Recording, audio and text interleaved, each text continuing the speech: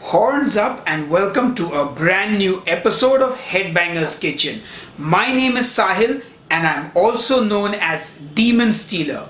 Why? Well, that's a different story for a different day. But on today's episode of Headbanger's Kitchen, we're going to be cooking up a delicious keto chicken curry.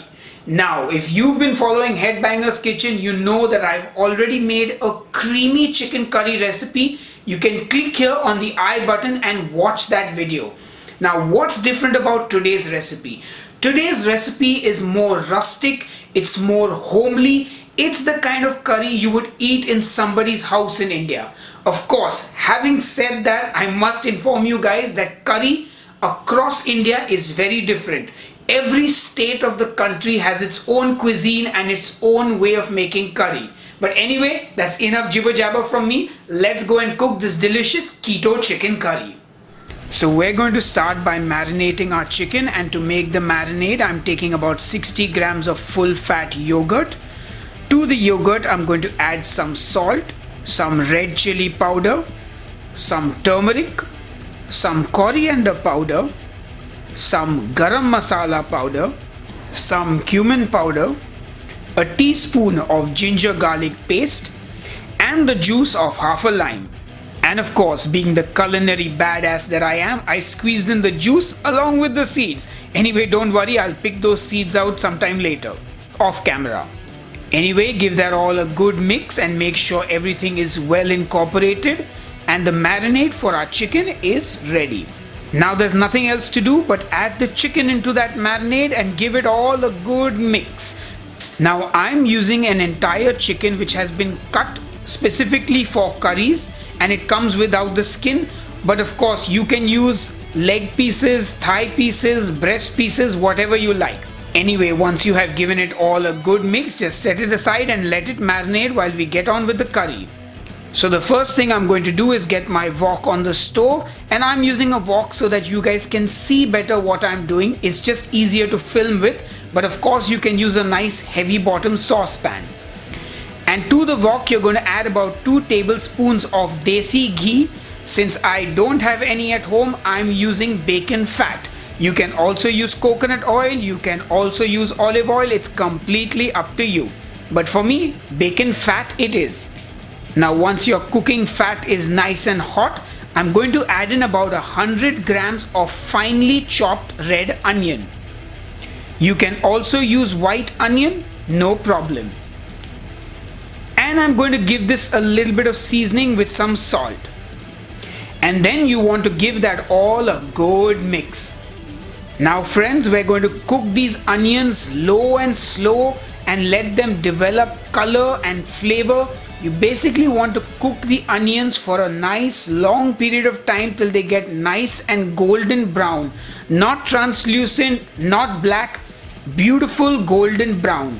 The process of cooking onions slowly like this in India is called bhunawing. So you will bhunao the onions now. This is going to take some time. So well, you can't sit back because every minute or so you got to keep stirring those onions, and slowly but surely they will start to change color. Now in case you are with the keto police and you're about to blow the whistle on the amount of onions I'm using, well, let me tell you this 100 grams of onions has only 9 grams of carbs, from which, well, 7 grams are net carbs, and this recipe makes about 4 servings, which is less than 2 grams of net carbs from the onions. So take a chill pill, my keto police friend. Anyway, keep cooking those onions till they start to turn golden brown. Like I said, this is going to take some time, but keep stirring. Now as the onions are starting to turn a lovely brown color, we're going to use a little trick that I have. So I'm going to put in about a tablespoon of water and give the onions a good mix, and this water is going to cook out very quickly. And what this does is it kind of brings everything together. It spreads that color evenly across the onions, and in fact you can do this once or twice. It also speeds up the cooking process, and then you will see your onions start to turn in this lovely delicious brown goop. And yeah, that is what we're looking for, brown goop, but a delicious brown goop, not a disgusting brown goop. Anyway, into those caramelized onions, I'm going to add in a full green chili. But before I add it, I'm going to make sure that I prick the skin with a knife, because if you don't do that, the chili can explode. And I'm not joking about this. And of course, if you like your food spicier, add more chilies. I'm also going to add in about 120 grams of freshly chopped tomatoes. And then you want to give that all a good mix. And I'm going to season the tomatoes with a little bit of salt, because I like to season at every step of the way.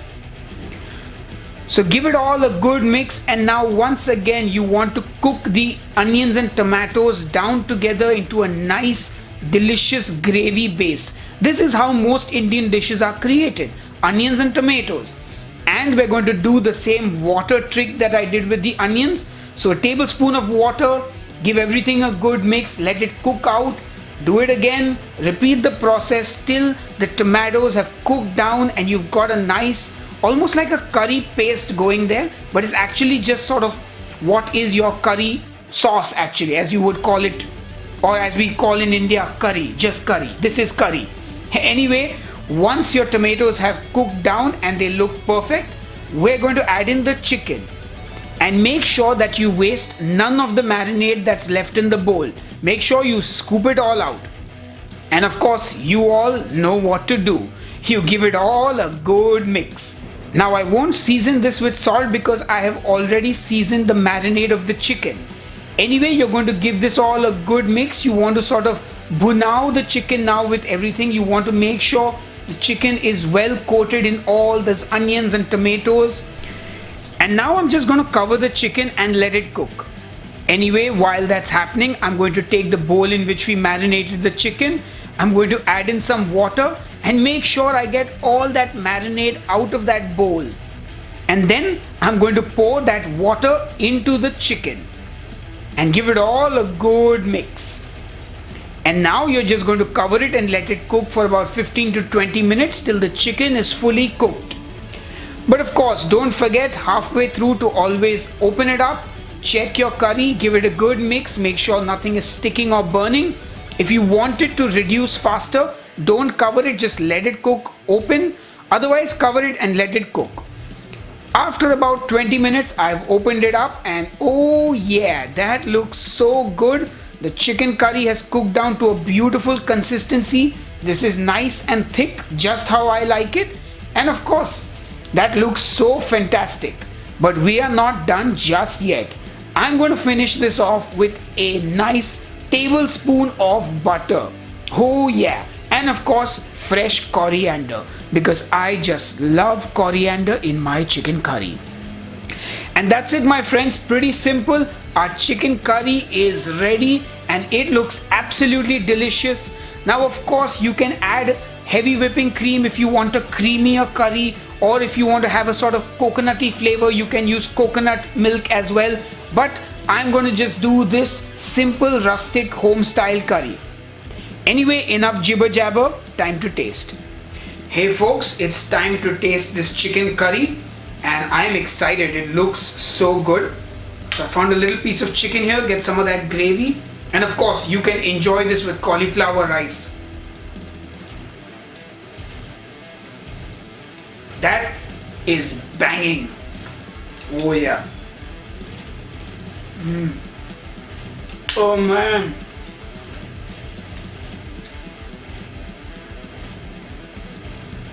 This might be the best chicken curry that I have ever made.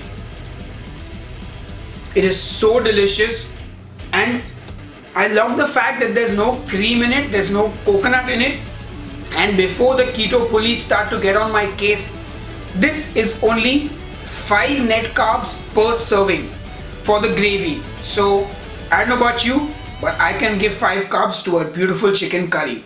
Anyway, I'm gonna go and enjoy this bad boy. I will see you on the next episode of Headbanger's Kitchen. Cheers and keep cooking.